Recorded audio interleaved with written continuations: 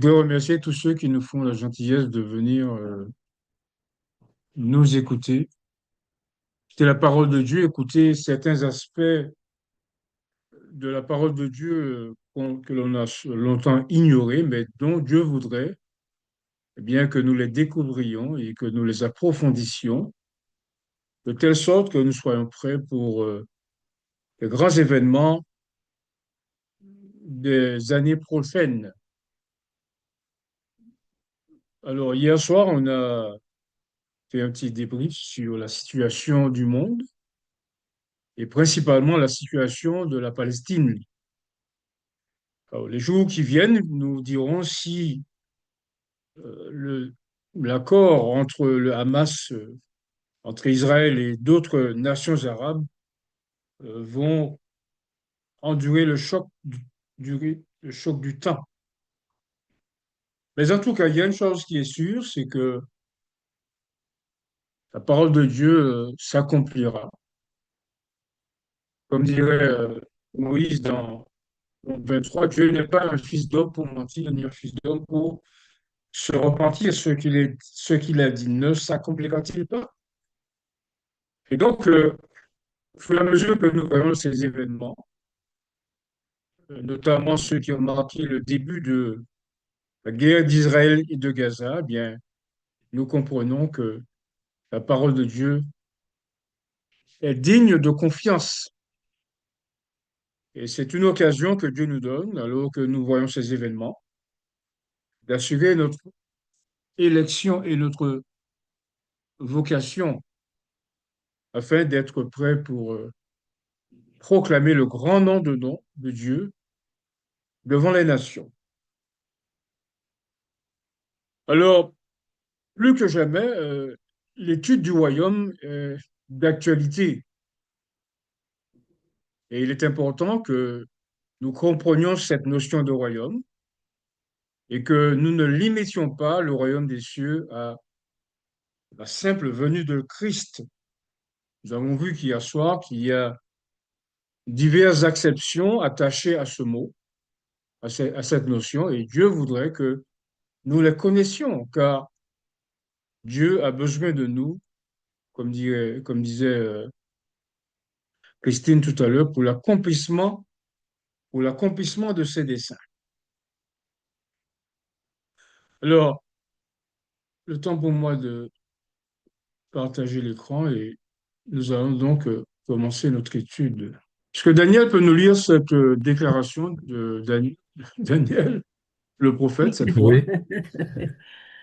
Donc, expliquez-moi le royaume de Daniel 2, verset 44, deuxième partie. Dans le temps de ces rois, le Dieu des cieux suscitera un royaume qui ne sera jamais détruit et qui ne passera point sous la domination d'un autre peuple. Il brisera et anéantira tous ces royaumes-là et lui-même subsistera éternellement. Daniel chapitre 2, verset 44.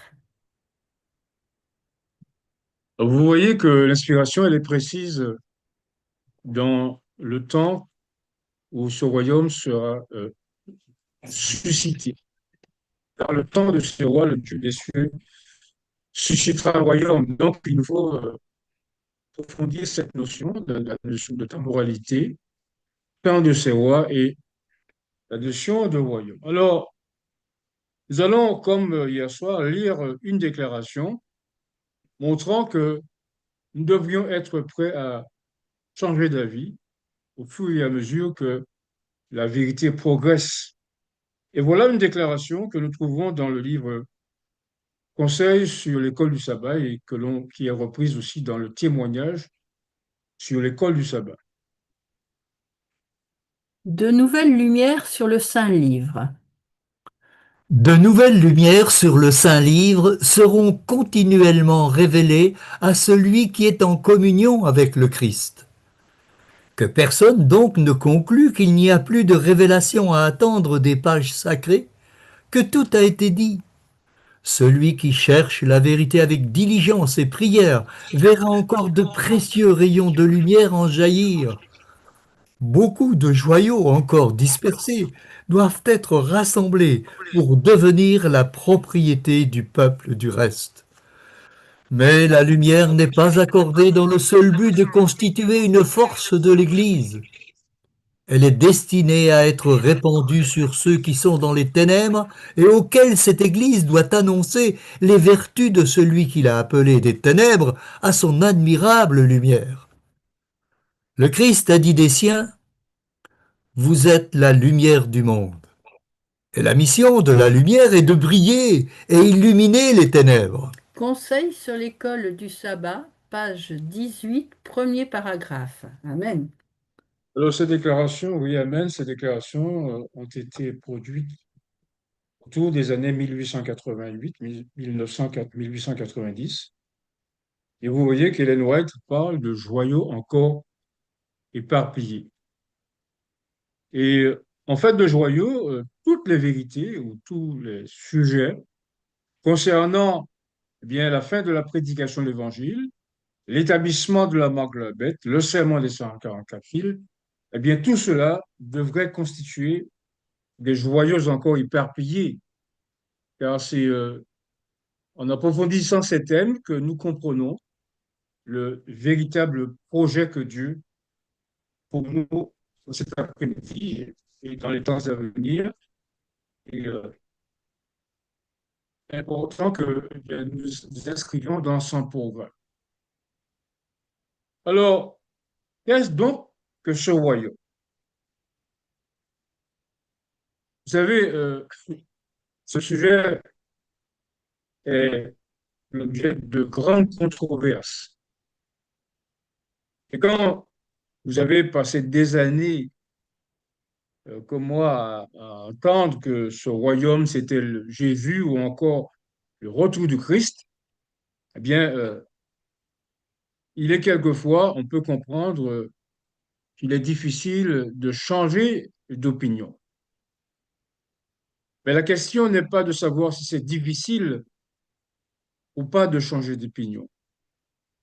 La question est de savoir, eh bien, si ce que nous présentons comme vérité ou comme sujet, eh bien, c'est la vérité. Comme je l'ai dit, il ne s'agit pas de bousculer, détruire euh, les vérités dont ce White parle lorsqu'elle dit que depuis ces 50 dernières années, alors, des fois, lorsqu'on veut faire preuve de pas d'honnêteté, eh bien, on va mettre tout, je veux dire, dans le panier de l'approfondissement de la parole. Mais nous comprenons que des vérités comme le sabbat, des vérités comme le sanctuaire, les vérités comme le retour de notre Sauveur, le retour visible de notre Sauveur, les vérités comme l'absence de vie pendant le millénium sont inamovibles et on ne saurait, je veux dire, y porter amendement et porter correction, entre guillemets. De toute manière, elles ne passeront pas, elles ne passeront pas le stade de l'approfondissement biblique. Alors, comme une espèce de mise en bouche, si je puis dire, voilà ce que nous lisons dans Exode 19, verset 6. Vous serez pour moi un royaume de sacrificateurs. Vous serez pour moi un royaume de sacrificateurs et une nation sainte. Voilà les paroles que tu diras aux enfants d'Israël. Exode chapitre 19, verset 6. Comme nous l'avons montré hier soir, il y a diverses acceptions autour de ce mot. Et là, nous avons compris que non seulement Dieu voulait faire de ce peuple un royaume spirituel, mais il lui avait aussi donné un territoire qui lui était donné.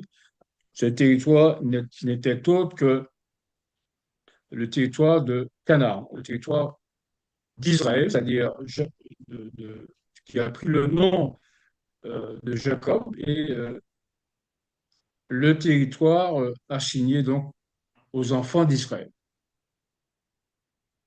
Et nous voyons que Dieu avait donné une mission à Israël.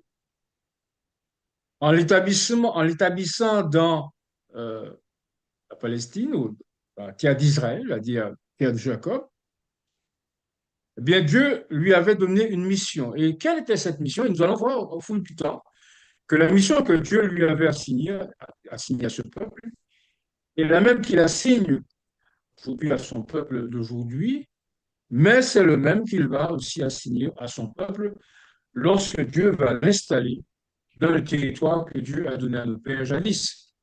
Et voilà donc quelle était la mission que Dieu a donnée à Israël. L'œuvre assignée au royaume d'Israël d'antan.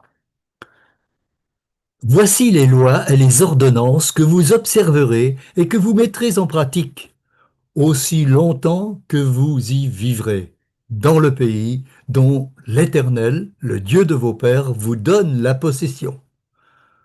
Vous détruirez tous les lieux où les nations que vous allez chasser servent leurs dieux, sur les hautes montagnes, sur les collines et sous tout arbre vert. Vous renverserez leurs autels, vous briserez leurs statues, vous brûlerez au feu leurs idoles, vous abattrez les images taillées de leurs dieux, et vous ferez disparaître leur nom de ces lieux-là.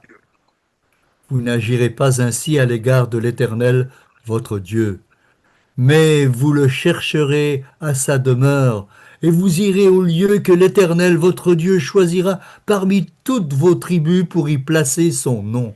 Deutéronome chapitre 12, versets 1 à 4. Comme j'expliquais hier soir, euh, notre Dieu n'est pas un Dieu génocidaire. Il ne veut pas euh, pratiquer un génocide par substitution. Ces nations, ces territoires étaient occupés par des nations païennes, les Hétiens, les Jébusiens, les Girgasiens et autres Hétiens. Et ces nations, au fil du temps, après la sortie du déluge, eh bien, ces nations se sont livrées peu à peu à l'idolâtrie, si bien que la terre de Canaan était remplie d'idolâtrie, remplie, je veux dire, d'abominations. Et ce que Dieu voulait faire, comme il avait promis cette terre à euh, comment dire, Abraham, Isaac et Jacob, bien, il a voulu que cette terre dont il voulait faire le point central de la proclamation de l'Évangile, comme nous l'avons vu dans Ézéchiel 5, verset 5, lorsqu'il est dit que eh bien, de cette terre, de cette Jérusalem qu'il a voulu placer au centre des nations d'alentour. Et au centre, je veux dire, de la terre tout court, eh bien, Dieu voulait que cette partie du monde soit un territoire sacré. Et donc, vous voyez comment les nations euh, pratiquaient toutes sortes d'idolâtrie. Et on a vu hier soir comment même le peuple d'Israël s'est laissé prendre dans ces abominations, notamment celles pratiquées par les Madianites et autres Moabites, et cette fois-là, sous la conduite de Balaam. Donc, l'objectif de Dieu, c'est pas de faire comme les nations colonisatrices d'Europe ou des États-Unis. Bref, l'objectif de Dieu, c'était de placer un peuple euh, saint, grâce auquel eh bien, il ferait irradier la vérité à partir de points centrales, comme le fait un homme, un maître de maison avisé, placer la, la lampe au centre de la pièce, de manière qu'elle soit parfaitement éclairée. Et donc, nous comprenons que il y a dans cette prophétie de Daniel, Daniel 2, deux éléments qui nous permettront de comprendre l'importance de cette prophétie et la correction qu'il faut y apporter si nous voulons être le peuple qui va glorifier Dieu dans notre présentation des Écritures. Alors, Daniel va nous lire ces deux textes qui se suivent, Daniel 2,44 et Daniel 2,45. Deux éléments pour bien comprendre le royaume de Daniel 2. Dans le temps de ces rois, Le Dieu des cieux suscitera un royaume qui ne sera jamais détruit et qui ne passera point sous la domination d'un autre peuple. Il brisera et anéantira tous ces royaumes-là et lui-même subsistera éternellement. C'est ce qu'indique la pierre que tu as vue se détacher de la montagne sans le secours d'aucune main et qui a brisé le fer, l'airain, l'argile, l'argent et l'or. Le grand Dieu a fait connaître au roi ce qui doit arriver après cela. Le songe est véritable et son explication est certaine. Daniel chapitre 2, versets 44 et 45. En attendant de découvrir le temps ou les temps durant lesquels ce royaume sera suscité, nous comprenons qu'il y a une étroite relation entre la pierre et la montagne. Et nous comprenons aussi que cette relation entre la pierre et la montagne va nous permettre de découvrir euh, le rôle joué par le royaume et nous permettra d'identifier quel est donc ce royaume. Hier soir, nous avons vu que ce royaume n'était autre que cette fameuse pierre dont il est parlé dans ce chapitre prophétique.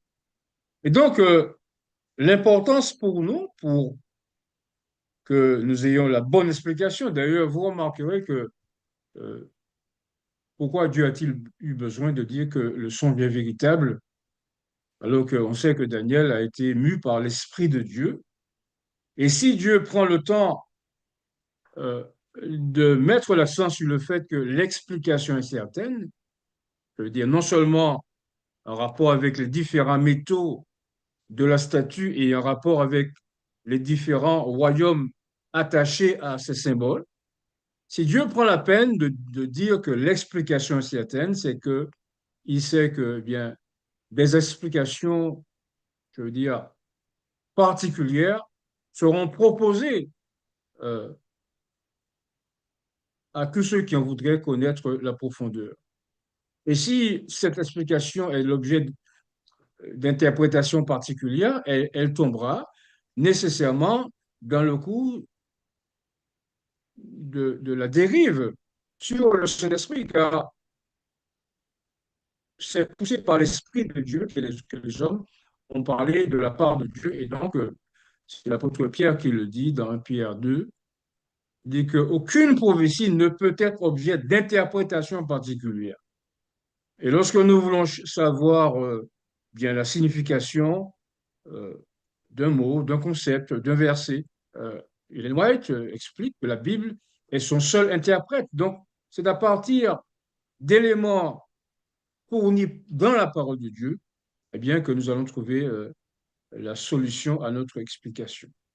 Et ceci doit être bien compris. On ne peut pas simplement, je veux dire, passer comme ça à pieds joints sur des vérités qui concernent le temps de la fin et qui concernent l'avenir des prophéties liées à notre salut. Et comme je disais hier soir, il y a deux éléments, souvent, en tout cas un élément souvent ignoré, qui nous permettront, un événement ou deux événements, qui nous permettront de bien comprendre et d'avoir la bonne signification et de savoir quel rôle que Dieu voudrait que nous jouions dans cet événement. La montagne, de laquelle s'échappe une pierre, sans le secours d'aucune main. On va expliquer ce que cela veut dire. Et cette pierre qui, donc, est le résultat, cette pierre royaume qui est le résultat de l'extraction de la pierre de cette montagne. Alors, nous allons reprendre de manière succincte la signification de chacun des symboles. Et comme je le disais hier soir, nous sommes dans un monde de symboles. La tête d'or est un symbole, pareil, la poitrine d'argent constitue un symbole. L'airain est un symbole. Les jambes de fer sont un symbole. Les pieds et l'argile sont des symboles. Donc, puisque tous ces éléments euh, sont des symboles, nous relevons ici du symbolique et nous devons considérer que la montagne elle-même ne peut être autre chose qu'un symbole, ainsi que la pierre, évidemment. Et comme nous l'avons dit, c'est dans la parole de Dieu elle-même que nous allons trouver les éléments dont nous avons besoin, sans bien évidemment ignorer le rôle important que joue l'esprit de prophétie dans notre compréhension et dans nos explications de certaines parties des Écritures. Alors, Daniel, s'il te plaît, rappelle-nous ce que Michée entend lorsqu'il dit, lorsqu'il parle de montagne. Voilà. Et il arrivera, à la fin des jours, que la montagne de la maison de l'Éternel sera établie sur le sommet des montagnes, et sera élevée au-dessus des collines, et les peuples y afflueront. Michée chapitre 4, verset 1er. Amen. Ensuite, Et vous-même, comme des pierres vivantes, édifiez-vous pour former une maison spirituelle, un saint sacerdoce, afin d'offrir des victimes spirituelles agréables à Dieu par Jésus-Christ. 1 Pierre chapitre 2, verset 5. alors je me souviens que lorsque cette vérité m'a été présentée pour la première fois, je posais à celui qui me présentait cette étude que le fait qu'il y a une montagne dans le ciel, c'est la montagne de la sainteté, c'est la montagne sur laquelle se trouve bâtie la nouvelle Jérusalem. Mais est-ce qu'on peut accepter cette, je veux dire, opposition? Est-ce qu'on peut accepter le fait que euh, la pierre viendrait d'une montagne et cette montagne serait le ciel? Alors, comme je viens de le dire, nous sommes dans un monde de symboles. La montagne qui est dans le ciel n'est pas une montagne symbolique, c'est une véritable montagne. Et c'est cette fameuse montagne sur laquelle l'adversaire voulait monter et prendre les commandes du ciel, ainsi que de l'armée des cieux. Donc, nous pouvons accepter cette proposition. Pourquoi? Parce que nous sommes dans un monde de symboles. Et qui plus est, on voit bien que la pierre euh, le confirme encore davantage. Donc, ce que nous devons comprendre, puisque nous sommes dans un monde de symboles, puisque tous les éléments de la statue sont symboliques, eh bien, nous comprenons que Dieu veut montrer qu'à la fin des jours, cette expression à la fin des jours euh, se réfère à notre époque, puisque nous sommes à la fin des jours, Dieu veut montrer que son peuple aura un niveau spirituel à ce point élevé, eh bien, qu'il sera au-dessus de tous les groupes religieux, de toutes les religions, de toutes les confessions, de tous les groupes qui fleurissent aujourd'hui. Et donc, à travers Michée chapitre 2, verset 12, nous voyons que Dieu veut faire une fusion entre la montagne elle-même et le peuple de Dieu. On se souvient que dans Deutéronome 12, on vient de le voir, Deutéronome 6, eh bien, Dieu avait voulu que la montagne de Sion soit le lieu sur lequel on faisait les sacrifices et où on célébrait la Pâque. Donc, de manière indubitable, Dieu nous démontre que son peuple sera le peuple de la fin, au point que les nations afflueront vers lui pour connaître la vérité du vrai Dieu, précisément au moment où les lois du dimanche seront établies et où l'on dira aux gens que s'ils n'avaient pas cette marque, eh bien, ils pourraient y acheter du ventre. Donc, ceci est une certitude à travers la prophétie biblique, à travers la Bible qui s'explique d'elle-même. D'ailleurs, cette même vérité est aussi présentée dans le livre d'Ésaïe 2, exactement comme Michel l'explique ici. Et cette prophétie, Isaïe 2, verset 1, concerne Jérusalem, peuple de Dieu, et aussi le lieu que Dieu reconnaît comme le lieu de la vérité. Alors, nous avons euh, utilisé un texte où Pierre, le mot Pierre est au pluriel, pour montrer que de cette même manière, Dieu a un ensemble d'individus qui sont symbolisés comme étant des pierres vivantes.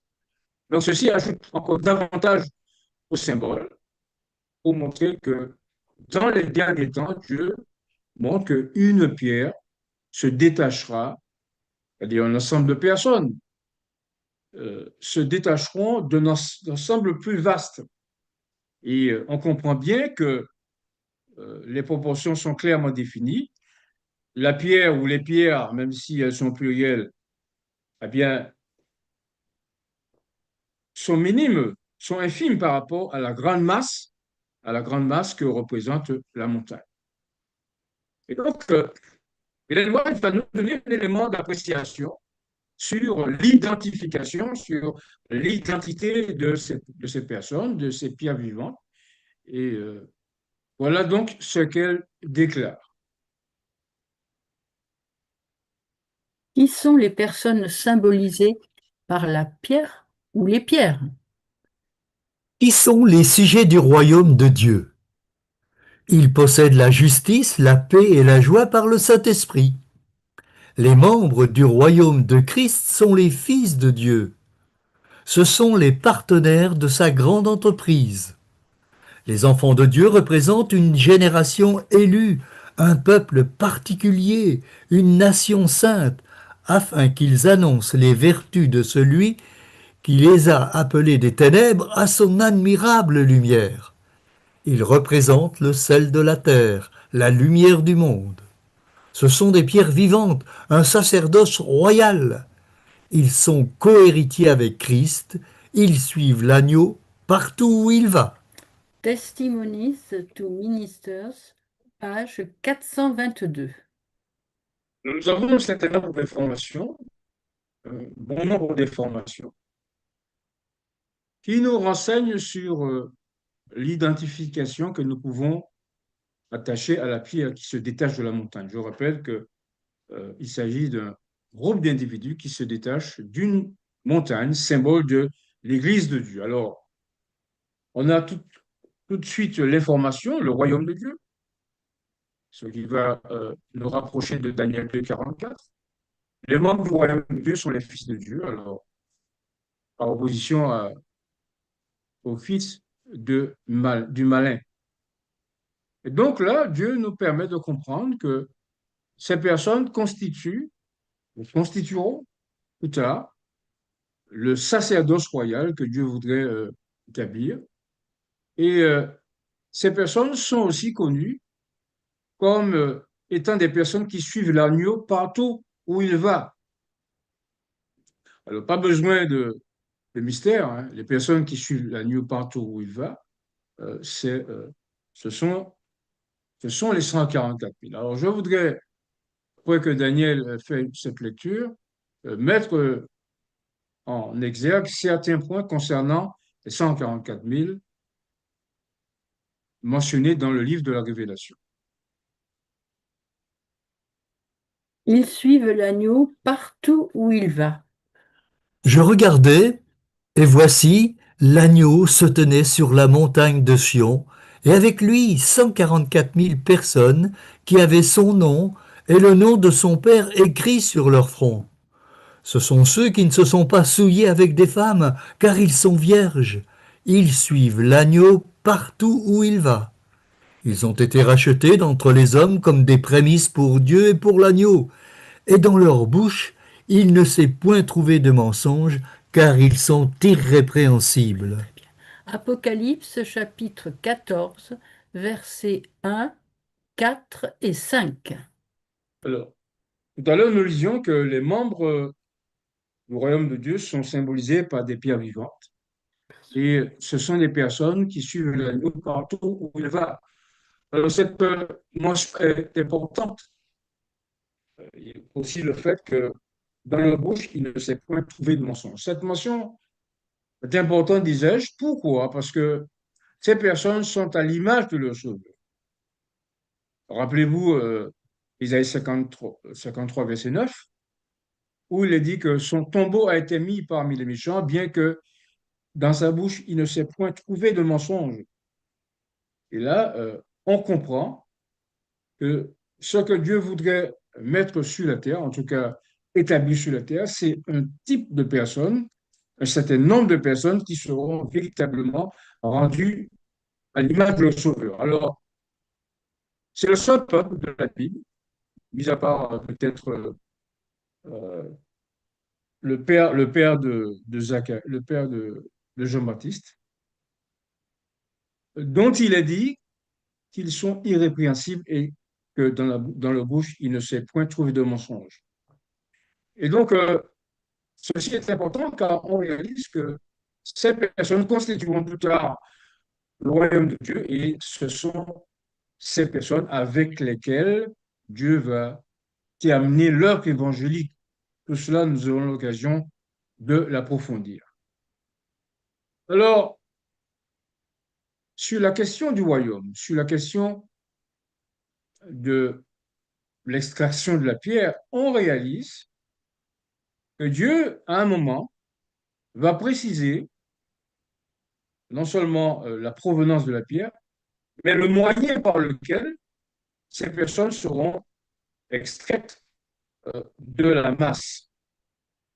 Et Dieu déclare à deux reprises que elles seront extraites, elles seront détachées sans le secours d'aucune main. Tant au verset 34 qu'au verset 45 que Daniel va nous lire. Un royaume qui résulte de l'extraction d'une pierre d'une montagne. Tu regardais lorsqu'une pierre se détacha sans le secours d'aucune main. Dans le temps de ces rois, le Dieu des cieux suscitera un royaume qui ne sera jamais détruit. C'est ce qu'indique la pierre que tu as vue se détacher de la montagne sans le secours d'aucune main. Daniel chapitre 2, versets 34, 44 et 45. Amen. Si l'on nous demandait pourquoi fut-il obligé de dire que Jésus, s'il s'agit de son retour, viendrait sans le secours d'aucune main? Est-ce que Jésus a jamais eu besoin d'un concours quelconque, d'une aide quelconque pour faire une opération, je veux dire, en faveur de l'humanité? Donc, l'expression ceci d'ailleurs m'a toujours interpellé, comment dit-on que Jésus viendra sans le secours d'aucune main? Et le fait que Dieu reprenne à nouveau à la fin du texte, verset 45, qu'il viendra sans le secours d'aucune main, eh bien, doit nous pousser à la recherche, à l'approfondissement de cette question sans le secours d'aucune main. Alors, qu'est-ce que cela signifie? Eh bien, j'ai trouvé dans la Bible un exemple où il est mentionné sans le secours d'aucune main, de manière à ce que nous puissions comprendre que ce que Dieu entend expliquer à travers le texte, à travers cette extraction de la pierre, c'est que cela se fera sans aucune intervention humaine. Donc, cette séparation, Dieu ne l'a pas donnée aux hommes, mais il y interviendra lui-même, et on pourrait dire personnellement, même s'il le fait par le biais d'une armée particulière. Alors, que signifie l'expression sans le secours d'aucune? Pourquoi dit-on que ce royaume ou ce détachement interviendra sans le secours d'aucune main? Voilà un exemple biblique qui nous permettra de comprendre par quel moyen cette pierre sera extraite de la masse, comment cette pierre sera extraite de la montagne. Une puissance renversée sans le secours d'aucune main. À la fin de leur domination, lorsque les pécheurs seront consumés, il s'élèvera un roi impudent et artificieux. Sa puissance s'accroîtra, mais non par sa propre force. Il fera d'incroyables ravages. Il réussira dans ses entreprises. Il détruira les puissants et le peuple des saints. Entre parenthèses, la papauté. À cause de sa prospérité et du succès de ses ruses, il aura de l'arrogance dans le cœur. Il fera périr beaucoup d'hommes qui vivaient paisiblement. Et il s'élèvera contre le chef des chefs, mais il sera brisé sans l'effort d'aucune main. Daniel chapitre 8, versets 23 à 25. Alors, vous comprenez bien qu'il s'agit de cette expression sur laquelle nous allons nous pencher sans l'effort d'aucune main ou sans le secours d'aucune main. Et vous aurez tout de suite reconnu la papauté qui, s'appuyant sur l'armée, eh bien, a fait la terre au sein, a détruit les puissants et a fait beaucoup de crimes contre le peuple des saints. Et selon la prophétie, cette puissance, eh bien, devait durer un certain temps, en l'occurrence 1260 jours ou 1290 jours si on commence en 508 au moment où, je veux dire, Clovis entre en scène. Et là, pendant des années, personne ne pouvait penser que la papauté prendrait, je veux dire, que le règne de la papauté prendrait fin. Nous avons lu dans Daniel 11, 31 à 36, comment elle a livré beaucoup de personnes au pillage, au bûcher et aux exactions connues par la papauté. Et nous avons lu aussi dans le livre Jésus-Christ, page 630, bien que des millions et des millions de personnes donnaient leur vie, périr sous les coups iniques de la papauté. Et donc, on se demandait, mais comment pouvoir euh, donner un coup d'arrêt à cette puissance? Eh bien, le secours est venu, pas d'une main humaine, mais par l'intervention de Dieu lui-même. Et l'expression sans le secours d'aucune main va nous être expliquée par l'un des chantres de la Réforme. Je veux parler de Luther. Voilà ce que Martin Luther disait pour expliquer comment la papauté est parvenue à sa fin, alors que personne ne s'y attendait.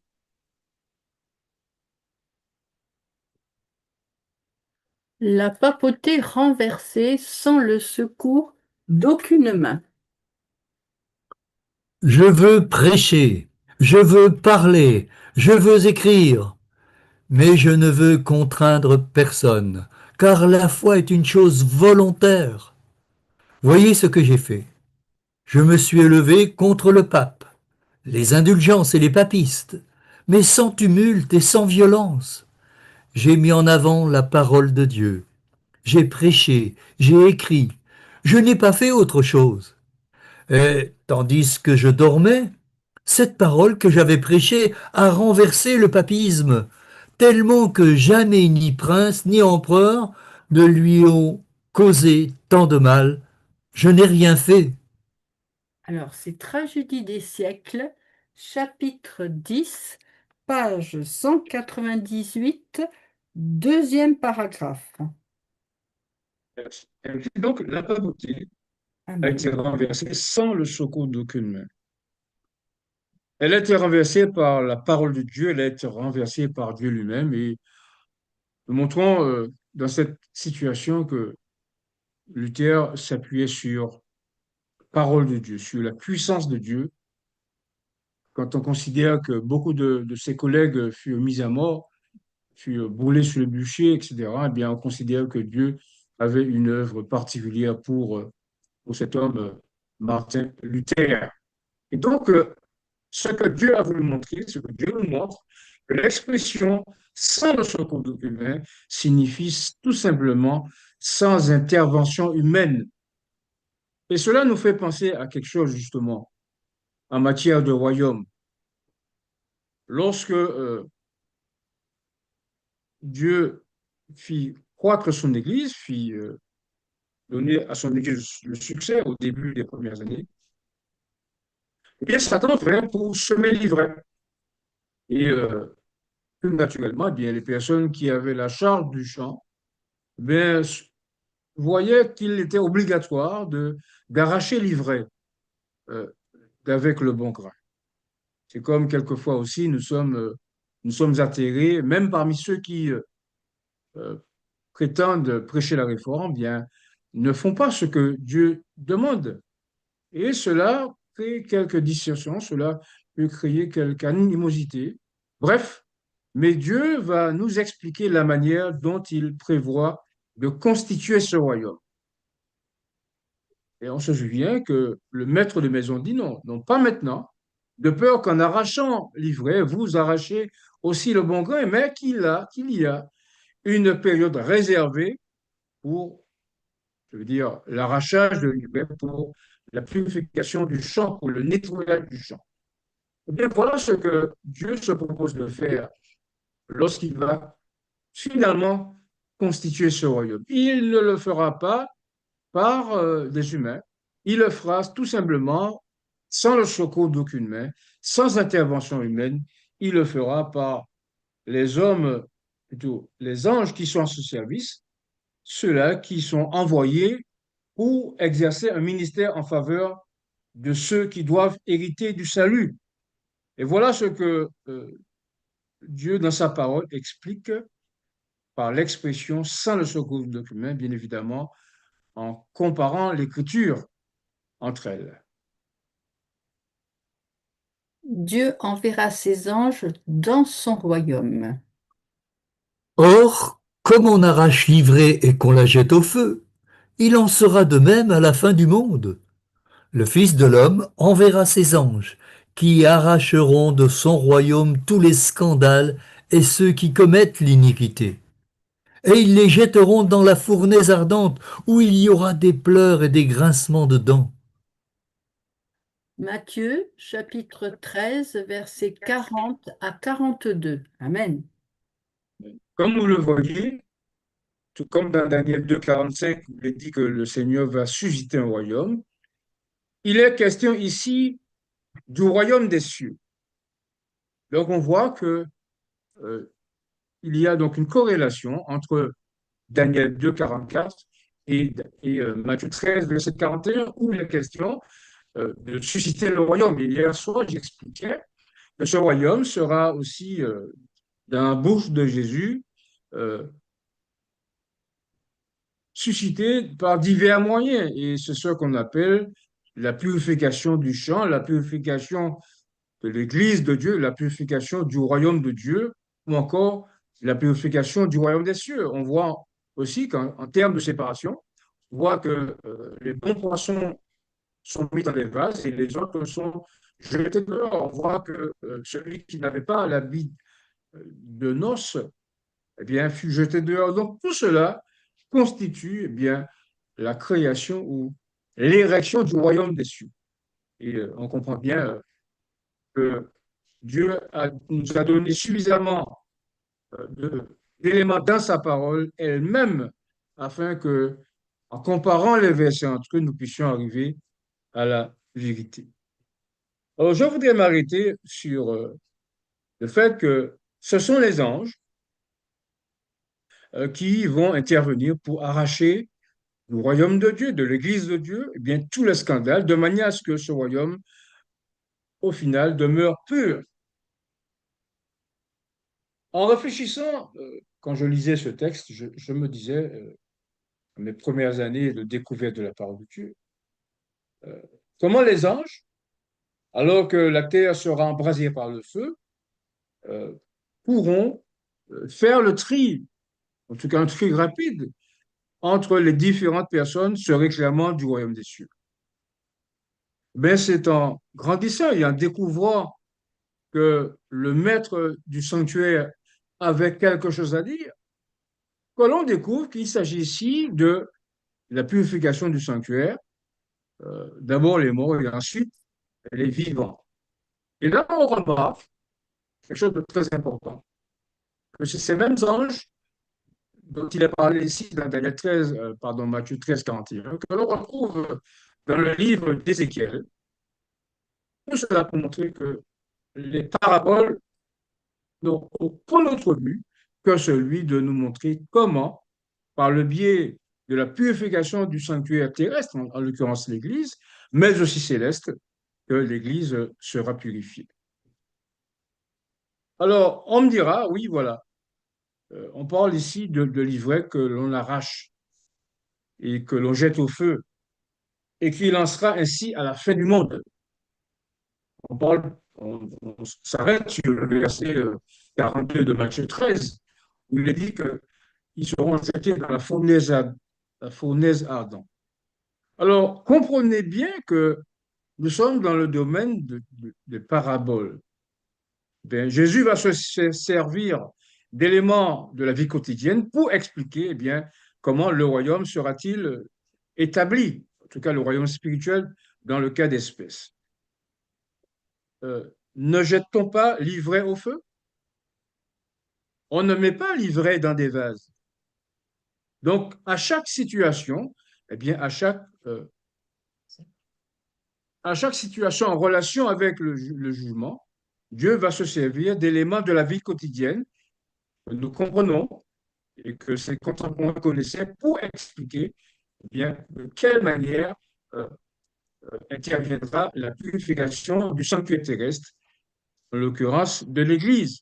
Et donc, dans cette présentation que fait Jésus, nous comprenons qu'il ne s'agit pas de son retour, mais qu'il s'agit d'un moment où le jugement des morts ayant pris fin, la demi-heure de silence ayant commencé, Dieu va commencer à purifier son sanctuaire, à purifier son royaume, et ceci, il le fera par le biais des anges. Et nous comprenons que suite à cela, eh bien, le royaume des cieux, ou encore le royaume de Dieu, c'est-à-dire l'ensemble des personnes incarnant les principes de Dieu, eh bien, émergeront de cette situation qu'est le jugement.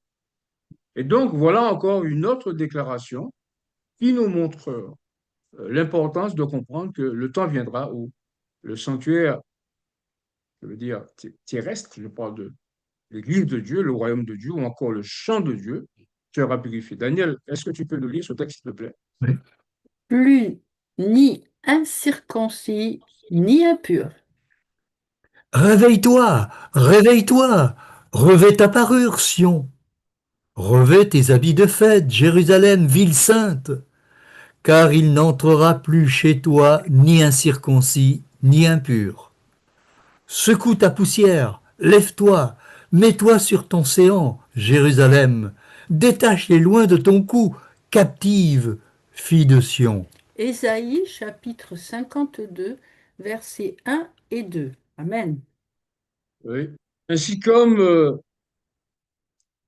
dans le verset précédent, lorsque les anges interviendront pour arracher du royaume des cieux bien, tous ceux qui font les scandales, Dieu montre qu'il y a eu un temps où les incirconcis sont entrés dans l'Église de Dieu, ils ont pris place, ils ont profané l'Église de Dieu par leur comportement, par leur refus d'obtempérer aux ordres divins.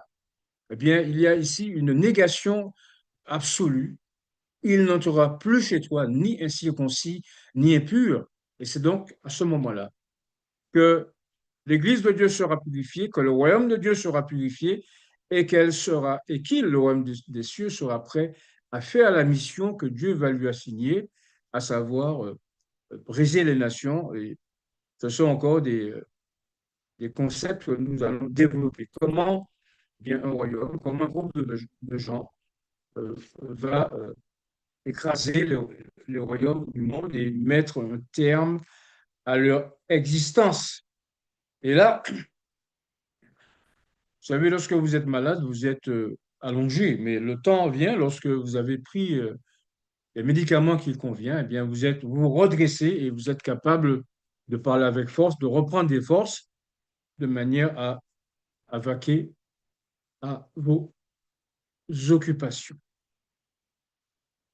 Alors, on a parlé de ça hier soir pour montrer que lorsque Dieu interviendra, lorsque la pierre se détachera de la montagne première, il va se passer quelque chose de particulier que nous allons vérifier au verset 35. Mais nous allons lire les deux versets conjointement pour montrer que quelque chose de particulier va se passer ou plutôt après que la pierre se soit détachée de la montagne.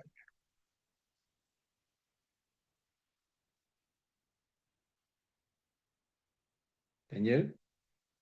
Lorsqu'une pierre se dé... Oui, on avait coupé le son, pardon. La première montagne disparaît de la scène. Tu regardais, lorsqu'une pierre se détacha sans le secours d'aucune main, frappa les pieds de fer et d'argile de la statue et les mit en pièces. Alors le fer, l'argile, l'airain, l'argent et l'or furent brisés ensemble et devinrent comme la balle qui s'échappe du nerf en été. Le vent les emporta et nulle trace n'en fut retrouvée. Mais la pierre qui avait frappé la statue devint une grande montagne et remplit toute la terre. Daniel chapitre 2, versets 34 et 35. Amen. Après ces deux versets, après bien la constitution du royaume des cieux, après que la pierre se soit détachée, comme on l'a dit, sans le secours d'aucune par intervention divine, eh bien, on ne parle plus de la première montagne. Eh bien, elle disparaît de la scène totalement, ce qui montre que dans le premier cas, eh bien, seule la pierre restera après la première opération que Dieu aura faite. Et que après donc cette première opération, après cette disparition de la première montagne, alors rappelons que, comme l'avons expliqué, eh bien, cette montagne symbolise un peuple. Dieu est en train de nous expliquer à travers Daniel, bien que cette grande masse de personnes, elle disparaîtra de la scène. Pourquoi? Parce que Dieu sera intervenu pour ne laisser que la pierre, que cette infime partie de la première montagne. Et les textes que nous lirons plus tard nous montreront que il y aura véritablement une grande catastrophe dans le royaume de Dieu anciennement représenté par l'église de Laodicée. Donc, une autre montagne intervient. Et là encore, cela mériterait qu'on s'y arrête afin de comprendre quel serait le processus qui ferait que cette pierre se transformerait en montagne. Et le texte précise en grande montagne. Alors, pourquoi détacher une pierre et ne pas utiliser la montagne tout entière? C'est la question que nous allons à laquelle nous essayons de répondre. Parce que, en général, lorsqu'on parle des événements de la fin, on voit, et on l'a vu lors de la conférence générale, on voit une église, je veux dire, pleine d'enthousiasme, nombreuse, avec personnes faisant toutes sortes de plans pour développer et pour aider à la proclamation généralisée de l'évangile. Bien voilà la réponse à notre question. Pourquoi? Eh bien, Dieu ne va pas utiliser la montagne dans son intégralité, mais il ne se servira que d'une pierre pour accomplir ses desseins. Voilà cette déclaration très importante trouvée dans Testimonies, volume 1, page 189. Pourquoi détacher une pierre et ne pas utiliser la montagne tout entière? Il m'a été montré que beaucoup de gens se flattent d'être de bons chrétiens, alors qu'ils ne possèdent aucun rayon de la lumière qui procède de Jésus. Ils n'ont pas une réelle expérience de la vie divine. Je vis le Seigneur aiguiser son épée dans le ciel pour les abattre. Oh, que tous ceux qui professent une foi tiède puissent réaliser l'œuvre de purification que Dieu est sur le point d'opérer parmi son peuple. Chers amis, ne vous leurrez pas sur votre condition. Vous ne saurez tromper Dieu. Le témoin fidèle déclare, je connais tes œuvres. Le troisième ange conduit un peuple, pas à pas, et de plus en plus haut. À chaque pas, il sera éprouvé. Testimonies, volume 1er, page 189. On peut s'imaginer le Seigneur aiguisant son épée pour abattre ceux qui ne relèvent pas du royaume des cieux, ceux qui sont, comme Ellen White le dit, des agents de Satan. Peut-on s'imaginer que le Seigneur puisse ne pas préparer une œuvre de purification? Pourquoi le Seigneur ne peut-il pas utiliser toute l'assemblée et ne réserver bien cette œuvre de proclamation à quelques personnes? Vous savez, il y a des choses que nous faisons, que nous considérons comme agréables aux yeux de Dieu, mais qui sont pour Dieu une abomination. Et quand je dis ça, je pense à certains de nos frères ou de nos sœurs qui considèrent, par exemple, quelque chose de très banal, je veux dire, le tatouage. C'est interdit en Israël et Dieu ne donnait pas la raison pour laquelle il interdisait le tatouage. Il disait simplement, vous n'aurez pas d'inscription, vous n'aurez pas de tatouage sur vous. Je suis l'Éternel. Et pour bon nombre d'aujourd'hui, bien d'entre nous aujourd'hui, cela n'a pas d'importance. Peut-on considérer que certaines coupes de cheveux peuvent être en abomination, je veux dire, devant Dieu? Nous voyons par exemple des jeunes frères jouer de l'orgue, jouer du piano avec de longues locks, ou alors des petites nattes, ou alors des parties de leur tête rasées, alors que Dieu, par exemple, interdisait, je crois que c'est dans le même texte, interdisait finalement qu'on ait les coupes de cheveux en rond, en arrondi. Il interdisait cela en Israël.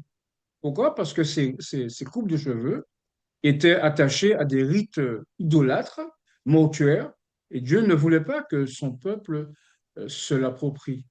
Donc tout cela montre qu'il y a des choses que nous faisons, mais que Dieu n'apprécie pas.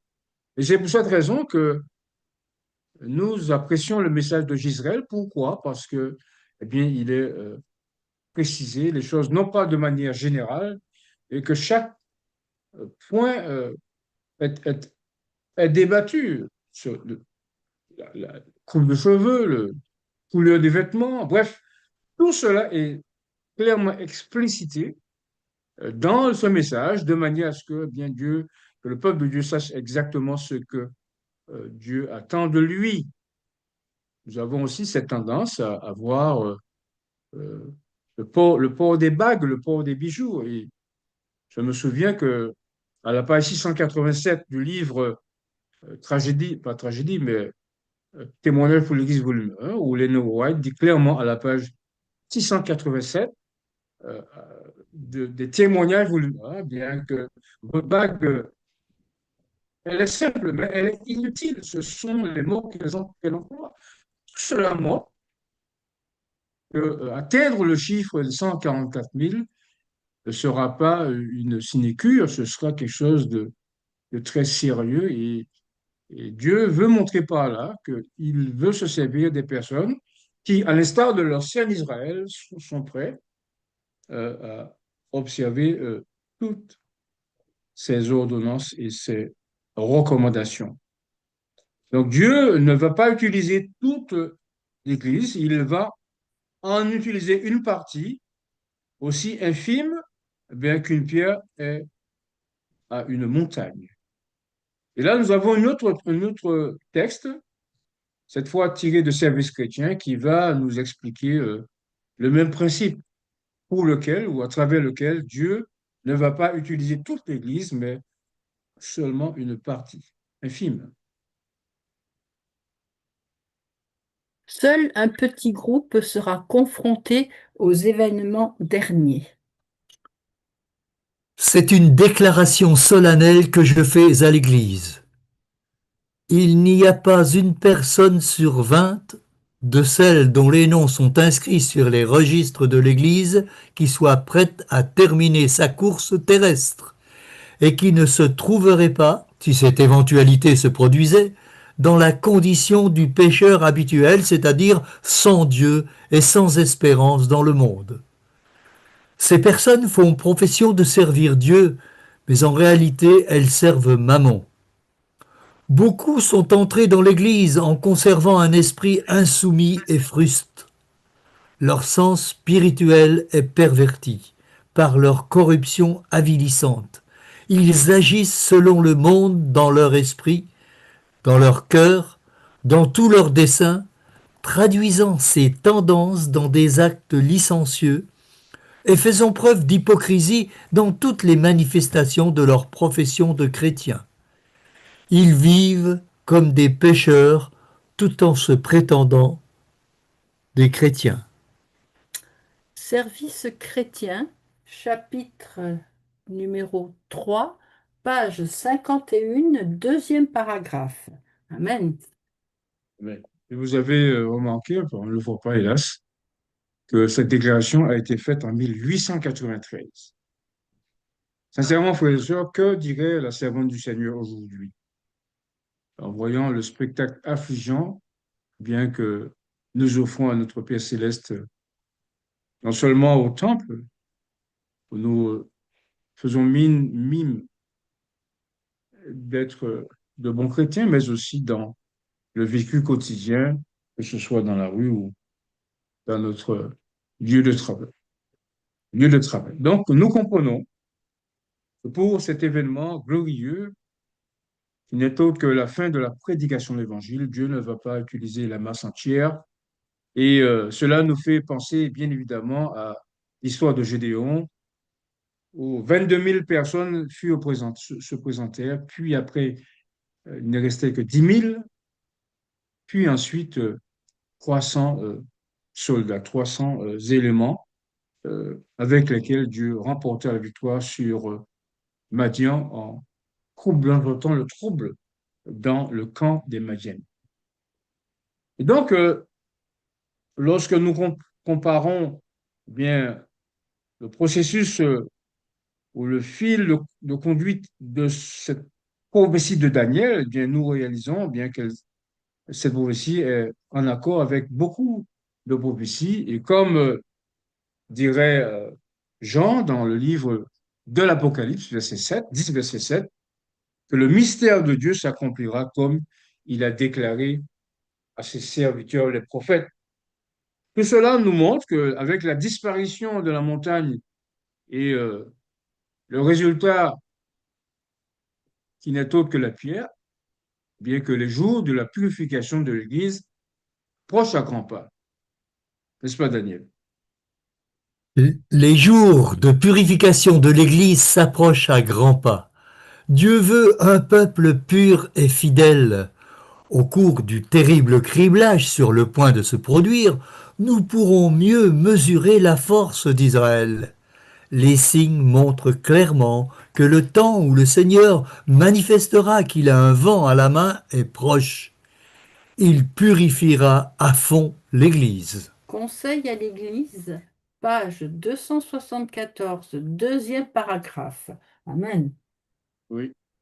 Amen. Nous serons donc, Dieu pourra mesurer la force d'Israël. La force d'Israël, à l'époque de Gédéon, n'était pas 22 000 hommes. Encore moins 10 000 hommes. La force d'Israël était 300 hommes. Eh bien là, Dieu veut montrer que cette force, sa force d'Israël, s'évaluera à 144 000 personnes, des personnes dans la bouche desquelles il n'y a pas de fraude ni de mensonge, et qui pourront terminer l'œuvre évangélique dans le monde entier, accompagnés eh bien, des anges et accompagnés de tous ceux qui, ayant rejoint l'Église de Dieu, permettront une fin rapide de la proclamation de l'Évangile.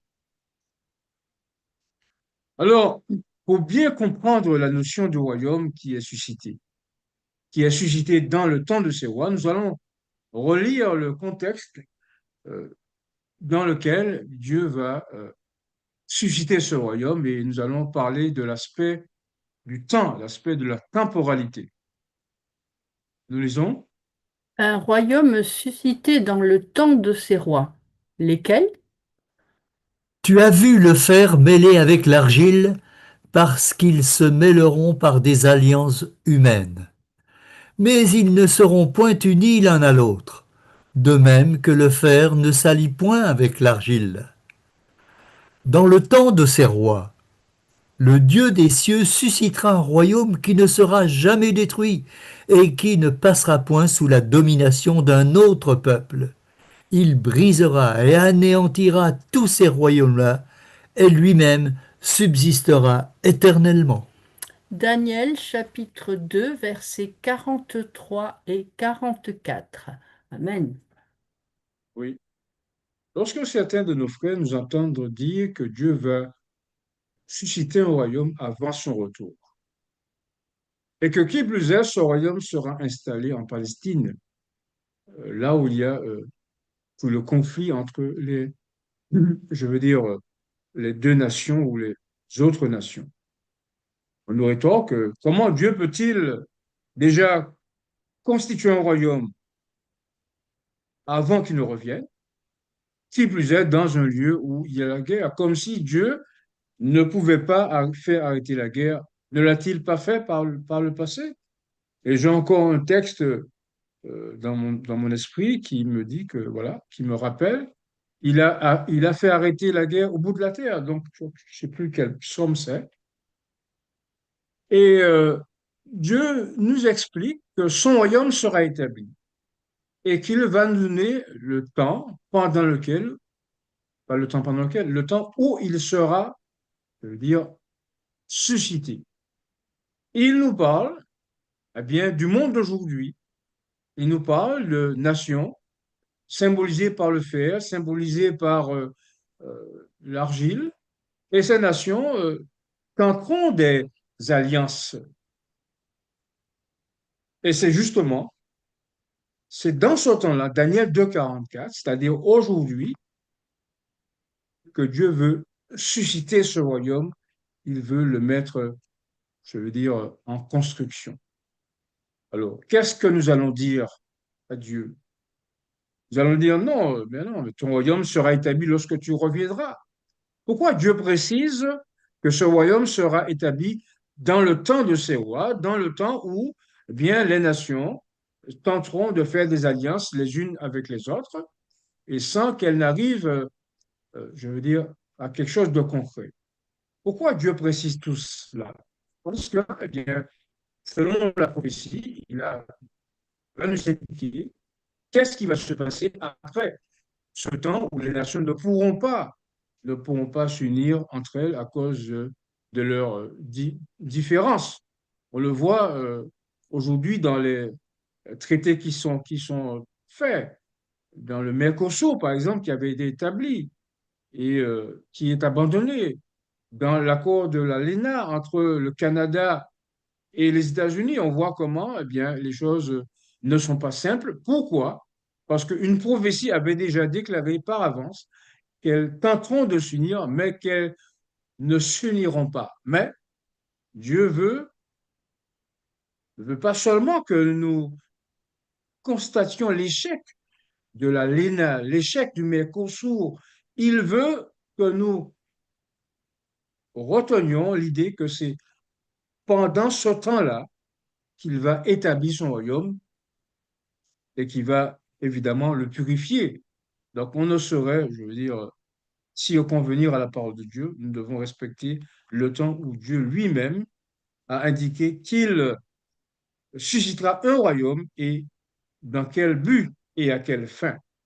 Alors, là encore, la voix prophétique va nous donner, je veux dire, la solution. Vous avez ici, de manière très simple, mais précise, la représentation bien des royaumes de la terre. Depuis le déluge, en passant par Babylone, puis l'ours représentant les Médo-Persans, le léopard quatre têtes représentant les Gréco-Macédoniens. Et je peux vous dire ensuite l'Empire romain. Je peux vous dire qu'en tant que jeune étudiant de la Bible, j'appréciais avec précision euh, comment Dieu, à travers Daniel, avait montré les événements qui devaient succéder depuis la fin du déluge. Et ce qui m'a attiré le plus, c'est le léopard à quatre têtes avec la succession des quatre généraux euh, qui ont succédé à Alexandre le Grand. et aussi cette petite corne qui va abattre trois rois et dont l'histoire atteste que les Hérules, les Vandales et les Ostrogoths eh bien, furent renversés par cette puissance. Donc, si l'individu qui ne veut pas croire à la parole de Dieu, eh bien, le ferait sans qu'il n'ait d'excuses à présenter, car tous les éléments ici représentés sont représentés tant dans Daniel 7 que dans Daniel 8. Alors, à quel stade sommes-nous? À quelle époque sommes-nous? Vous avez remarqué ici que les cornes ne sont pas couronnées. Cela signifie qu'elles jouissaient de leur indépendance.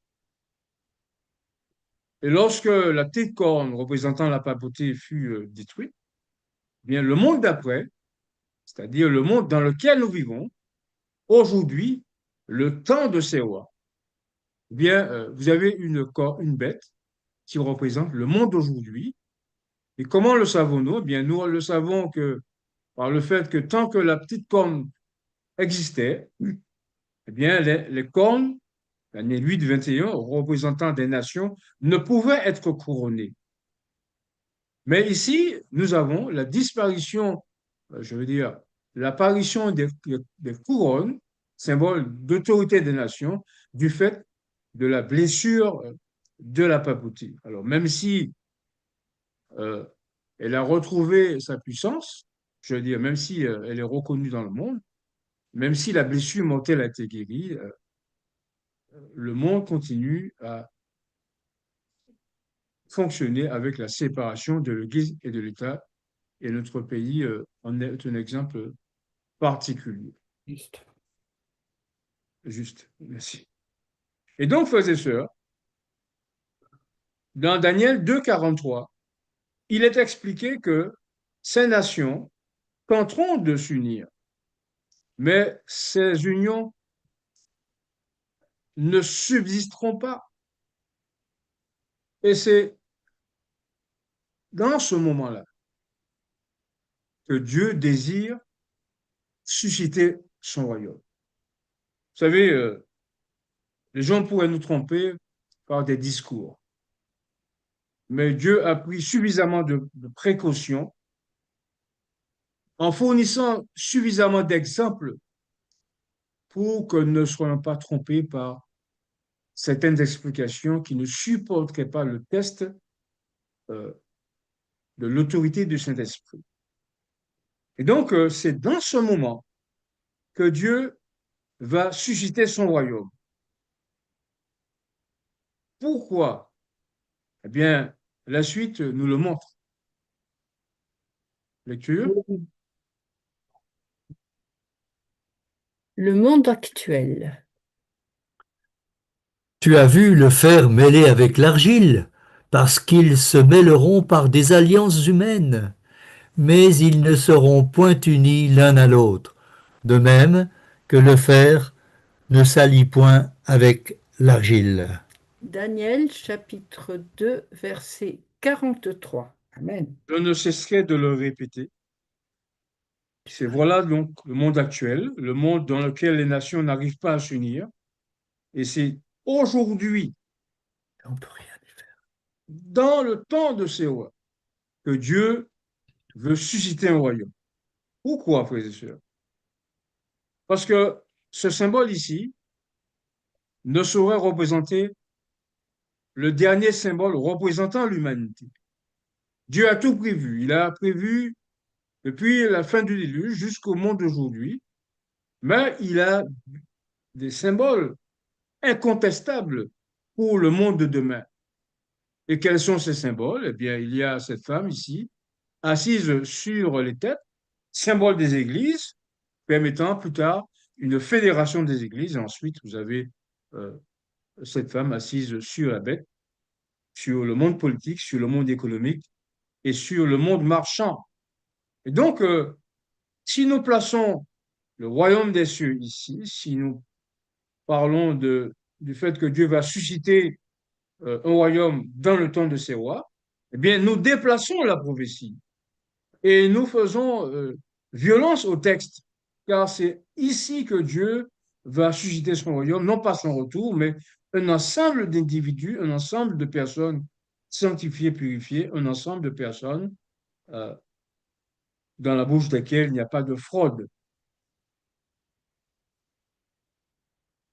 Alors, c'est dans ce temps de ces rois, je lis, Daniel, excuse-moi, dans le temps de ces rois, le temps de ces rois divisés, ceux-là, ceux d'aujourd'hui, eh bien, que Dieu va susciter son royaume. Plaise à Dieu que nous acceptions cela et que nous approfondissions au besoin, eh bien, ces points, de manière à ne pas nous trouver en porte-à-faux avec la prophétie biblique et ne pas être de ceux qui font de la prophétie des interprétations particulières. Alors, le monde de demain, par quel symbole sera-t-il représenté? Lecture. Donc, le monde de demain. Et la femme que tu as vue, c'est la grande ville qui a la royauté sur les rois de la terre. Autant elle s'est glorifiée et plongée dans le luxe, autant donnez-lui de tourments et de deuil, parce qu'elle dit en son cœur, je suis assise en reine, je ne suis point veuve, et je ne verrai point de deuil. Apocalypse chapitre 17, verset 18 et Apocalypse chapitre 18, verset 7. Amen. Oui. Et donc, vous voyez que Dieu a un temps particulier pour mettre sur pied ce royaume qu'il appelle de ses voeux. Et notons encore que c'est à l'époque des rois divisés, aujourd'hui, avant que la femme ne s'asseye sur les églises, avant que la femme ne prenne le règne sur la bête, c'est à ce moment, avant donc qu'il veut établir, susciter son royaume. Et Ellen White explique aussi, atteste, euh, que pendant le règne de la femme, non seulement lorsqu'elle, après qu'elle se sera assise sur les églises, les têtes, mais après qu'elle aurait pris la direction des opérations, je veux dire, en étant assise sur la bête, bien que cette situation que nous allons lire ici va prévaloir et pour laquelle Dieu aura pris auparavant des mesures particulières. Lecture. Une harmonie universelle lors du règne de Babylone. Le monde soi-disant chrétien sera le théâtre de décisions importantes. Des hommes investis d'une grande autorité imposeront des lois opprimant les consciences, à l'exemple de la papauté. Babylone fera boire à toutes les nations le vin de la fureur de son impudicité. Toutes les nations seront concernées. Au sujet de ce temps, Jean le prophète déclare « Ils ont un même dessein. Il existera un lien universel, une grande harmonie, une confédération des forces sataniques, et ils donnent leur puissance et leur autorité à la bête. » Apocalypse 18, versets 3 à 7, Apocalypse 17, versets 13 et 14. C'est ainsi que se manifeste le même pouvoir arbitraire et oppressif contre la liberté religieuse, la liberté d'adorer Dieu selon sa conscience, telle que la papauté l'a manifestée lorsque, par le passé, elle a persécuté ceux qui ont osé refuser de se conformer aux rites religieux et aux cérémonies du papisme. Événements des derniers jours, page 106, cinquième paragraphe. Est-ce que le temps de l'érection du royaume de Dieu s'applique à cette époque? Trois fois non. Nous remarquons ici, dans la partie, je veux dire, en surbrillance, qu'il y aura un lien universel, une grande harmonie des forces sataniques. En clair, bien toutes les nations étant sous la coupe de Babylone, personne ne cherchera à contester, je veux dire, cette union. Et ceci d'autant plus que ce sera aussi une union, je veux dire, marchande, une union économique, puisque, eh bien, tous ceux qui ne passeront pas sous le décret de la marque de la bête ne pourront ni acheter ni vendre. Donc, si nous placions le royaume de Dieu à cette époque, eh bien, nous contredirons l'esprit de vérité manifesté par la déclaration de Daniel, lorsque Daniel dit que ils essaieront de s'harmoniser, mais ne le pourront pas. Et c'est à cette époque-là que Dieu va susciter ce royaume. Mais la question serait de savoir, mais pourquoi Dieu veut-il susciter un royaume à cette époque-là? Eh bien, tout simplement parce que Dieu veut se préparer.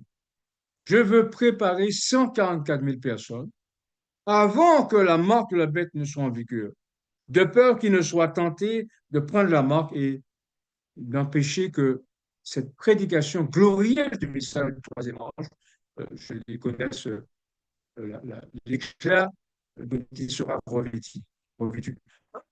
Nous comprenons que Daniel a parfaitement raison lorsqu'il dit que c'est ici que Dieu va susciter ce royaume, fort de 140 sujets, nous le savons, de manière à croiser le fer avec les nations ici représentées par la femme et ici représentées par, la femme assise sur la bête. Donc, comme le dit fort bien Ellen White à la page 85 de Premiers Écrits, alors que l'œuvre s'achève, la détresse fond sur la terre, les nations sont irritées, mais elles sont tenues en échec de manière à ne pas entraver l'œuvre du troisième ange.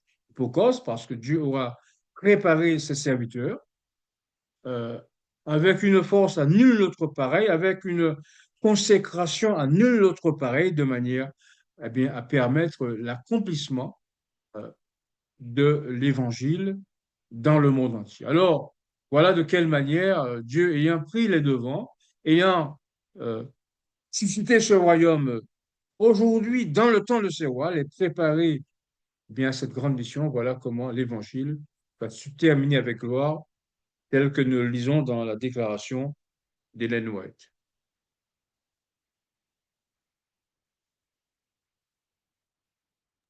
Les serviteurs de Dieu à l'assaut de Babylone.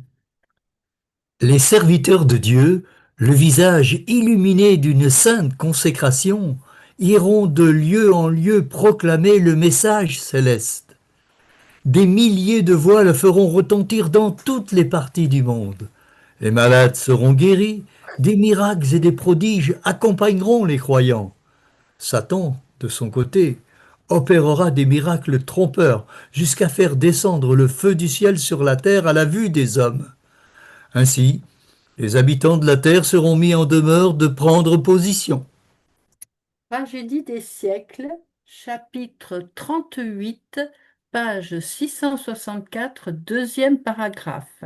Amen. Amen. Quelle est donc la fin du discours? Je vous concède volontiers, frères et sœurs, que cette présentation peut être l'objet d'une contestation. Et c'est ce à quoi serviront les questions. D'autres, j'espère, ont été confortés par cette présentation. Mais il y a un fait qui est important euh, dans notre discours et dans la conclusion à laquelle nous parviendrons. Nous ne, au regard de la parole de Dieu, au regard du fait que Dieu établira son royaume dans le temps de ses rois, nous ne saurions dire que, eh bien écoutez, ça ne fait rien, que ce soit le retour de Jésus, que ce soit les 144 000, eh bien, cela n'a pas d'importance. Alors, je voudrais simplement rappeler que les personnes qui disaient que le sanctuaire, que le sanctuaire soit la terre ou que le sanctuaire soit le sanctuaire céleste, eh bien, on a eu pour leurs frais, car ils se trouvent aujourd'hui dans Babylone, ils se trouvent eh bien, avec ceux qui adorent le faux sabbat, le dimanche, le sabbat de l'homme de péché, et ils n'ont pas la vérité du sanctuaire que nous avons aujourd'hui, afin que nous comprenions de quelle manière eh bien, Dieu va purifier, je veux dire, le sanctuaire, qu'il s'agisse du sanctuaire terrestre, qu'il s'agisse du sanctuaire céleste avec le jugement des, euh, des vivants. Alors attention, je ne dis pas que le sanctuaire terrestre, c'est la phase des morts. Non, le sanctuaire, il se déroule dans le ciel et il a commencé par les morts et il se terminera par les vivants. Ce que je veux montrer, c'est que euh, lorsqu'il s'agit du jugement, en tout cas pour le sanctuaire concernant les morts, je ne peux pas juger, je veux dire, l'Église, son sanctuaire terrestre, car ces personnes sont mortes et euh, leur cas sera débattu ou traité dans le sanctuaire céleste, lorsque les livres seront examinés, selon Daniel 7, versets 9 et 10, et selon Tragédie des siècles, page 525. Ce que je veux dire, c'est que lorsque le jugement des vivants commencera, eh bien, quand le sanctuaire terrestre, qui est le royaume de Dieu, sera examiné et sera purifié, et ainsi le ciel le sera aussi purifié.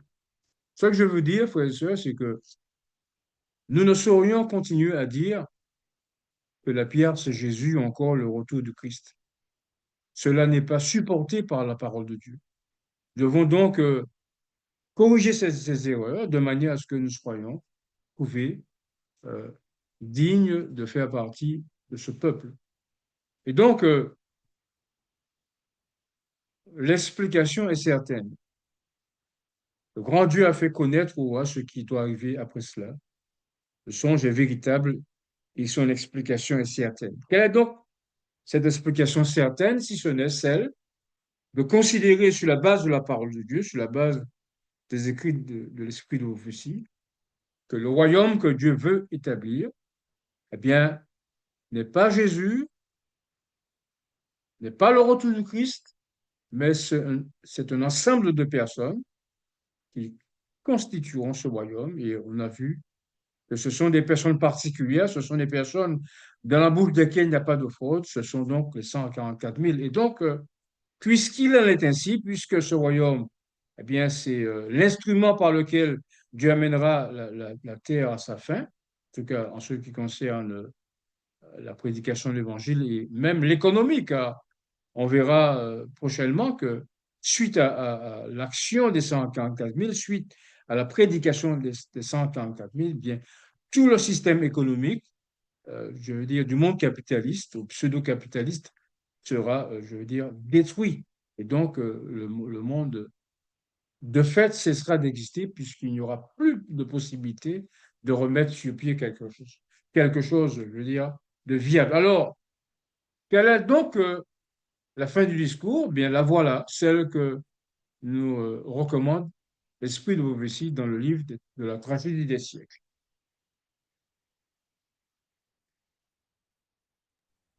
Impossible d'honorer Dieu avec des opinions erronées. La vérité et la gloire de Dieu sont inséparables. Il est impossible à ceux qui ont accès à la parole d'honorer Dieu en suivant des opinions erronées. Peu importe la croyance, dit-on souvent, pourvu que l'on soit honnête. C'est oublier que la vie est l'expression de ce que l'on croit. Avoir l'occasion de voir et d'entendre la vérité et n'en pas profiter, c'est rejeter la lumière et lui préférer les ténèbres. Tragédie des siècles, chapitre 37, page 648, premier paragraphe. Amen. Amen. Ce sont donc des paroles sérieuses, ce sont donc des paroles importantes. Dieu n'acceptera pas les excuses du genre cela ne fait rien, car c'est la vérité qui nous sanctifie, c'est la vérité qui nous purifie. Jean 5, verset 39, vous sondez les Écritures parce que vous pensez avoir en elles la vie éternelle, et ce sont elles qui rendent témoignage de moi, disait Jésus aux pharisiens. Donc voilà, frères et sœurs, une deuxième partie non exhaustive du royaume des cieux, non exhaustive euh, de Daniel 2,44. Et puisque Dieu voudrait que nous avancions dans la vérité, eh bien, nous ajouterons, sans jeu de mots, une pierre à chaque étude, de manière à ce que l'édifice bien coordonné s'élève pour être une gloire de Dieu, pour être la gloire de Dieu, la gloire à la vérité. C'est là mon vœu et ma prière pour chacun de nous.